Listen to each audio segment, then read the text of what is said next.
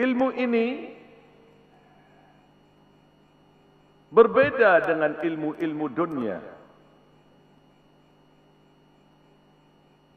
Ilmu akhirat ini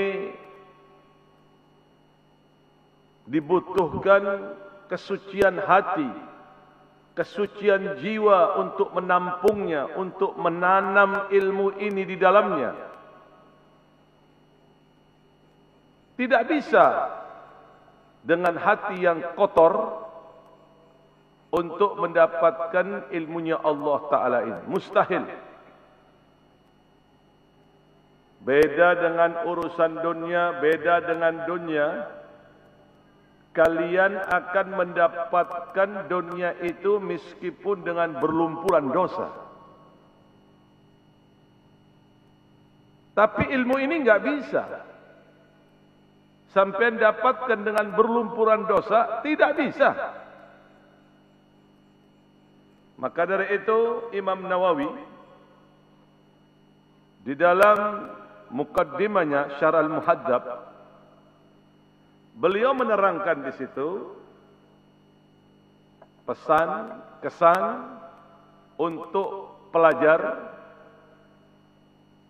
agar dapat memberikan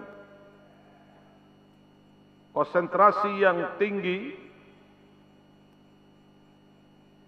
di dalam dirinya serta membersihkan hatinya dari kotoran-kotoran hati yang menyebabkan terhalangnya ilmu di dalamnya. Beliau menerangkan yang bagi lil muta'allim an yutahhira qalbahu minal adnas. Maka haruslah bagi pelajar membersihkan hatinya dari kotoran. Baik itu ghibah, ini kotoran hati. Demikian juga memakan uang riba. Demikian juga memfitnah saudaranya, mencaci maki. Demikian pula memakan uang haram. Dan banyak lagi jenis kotoran hati harus dibersihkan terlebih dahulu.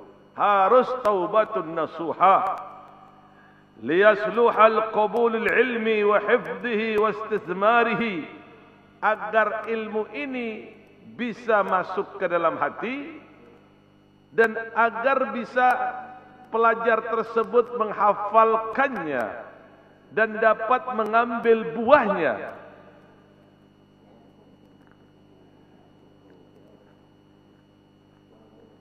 Jadi dibutuhkan kesucian jiwa, kesucian hati untuk mendapatkan ilmunya Allah Subhanahu Ta'ala ini.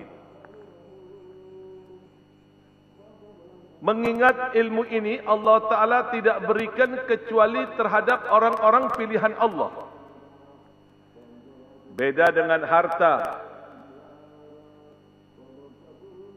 Kalau harta ini diberikan terhadap orang yang dicintai oleh Allah atau orang yang dibenci oleh Allah Ta'ala. Walaupun sebagian makhluk mereka tidak menyembah Allah Ta'ala, mendapatkan kutukan dari Allah, mendapatkan murka dari Allah, tapi Allah Ta'ala masih berikan bagian rezeki mereka. Karena sifat Allah Ta'ala maha pengasih dan maha penyayang kepada hambanya. Tapi ilmu ini Allah tidak berikan kecuali orang-orang pilihan Allah Ta'ala. Dan orang pilihan Allah Ta'ala ini diwajibkan untuk menyerap, menanam ilmu di dalam hatinya dengan membersihkan kotoran-kotoran hati terlebih dahulu.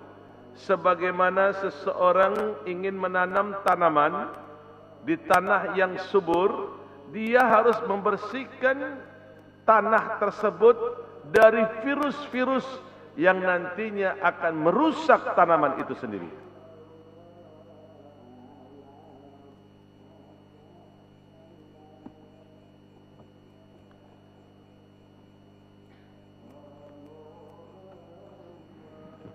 Di dalam hadis disebutkan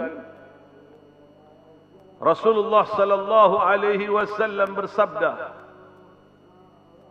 ingat, apa yang diucapkan oleh Gusti Kanjeng Nabi ini bukan dari hawa nafsunya, melainkan itu adalah instruksi dari Allah, melainkan itu adalah wahyu dari Allah.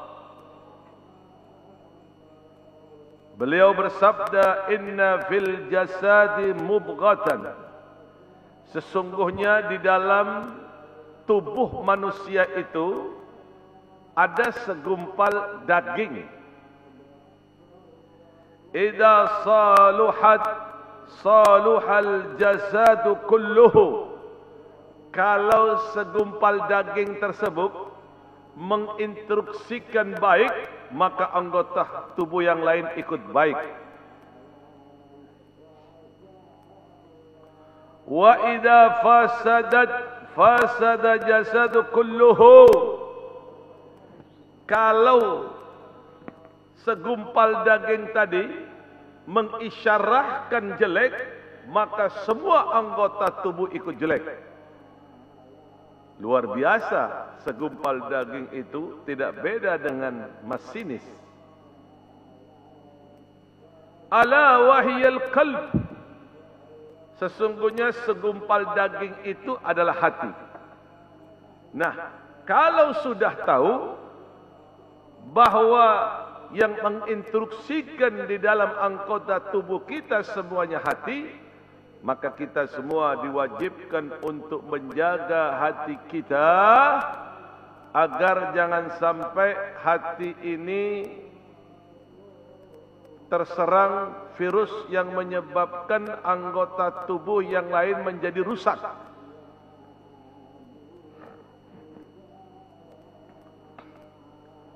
وَقَالُوا تَطَيَّبُ الْعِلْمِ وَقَالُوا تَطَيَّبُ الْقَلْبِ لِلْعِلْمِ كَتَطَيَّبِ الْأَرْضِ لِلزِّرَاعَةِ. Ketahuilah sesungguhnya tatayyabul qalbi lil ilmi, bersihkanlah, indahkanlah, jagalah hati ini agar bisa ditanamin ilmu. Kata tayyibil ardi lizira'ah, sebagaimana seseorang menjaga, membersihkan tanah tersebut agar bisa ditanami tanam-tanaman.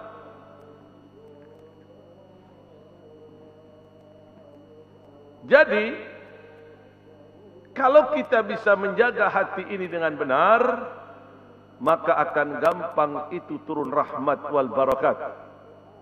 Akan masuk itu keberkahan-keberkahan dari ilmu tersebut. Terutama yang berhubungan dengan makanan. Kita harus bisa memperketat apa yang kita makan. Jangan sampai mengkonsumsi dari hal-hal yang diharamkan oleh Allah Subhanahu wa taala. Kalau ini dilakukan, misalnya ada seseorang yang memakan uang riba, memakan uang yang diharamkan oleh Allah Subhanahu wa taala, baik secara benar menurutnya, tapi hakikatnya tidak benar, dengan korupsi atau mencuri, ini penyebabnya, dampaknya nanti berdampak malas dalam beribadah kepada Allah Subhanahu wa taala. Dampaknya nanti ini menyebabkan seseorang merosot beribadah kepada Allah Ta'ala. Drop dalam beribadah kepada Allah Subhanahu wa Ta'ala. Makanya dalam pemerintahan baru, Bunda Ida, Bupati Lumajang ini membersihkan sebersih-bersihnya koruptor di pemerintahannya. Mudah-mudahan beliau diberikan panjang umur, sehat walafiat, dan terus dapat memimpin Lumajang untuk episode selanjutnya.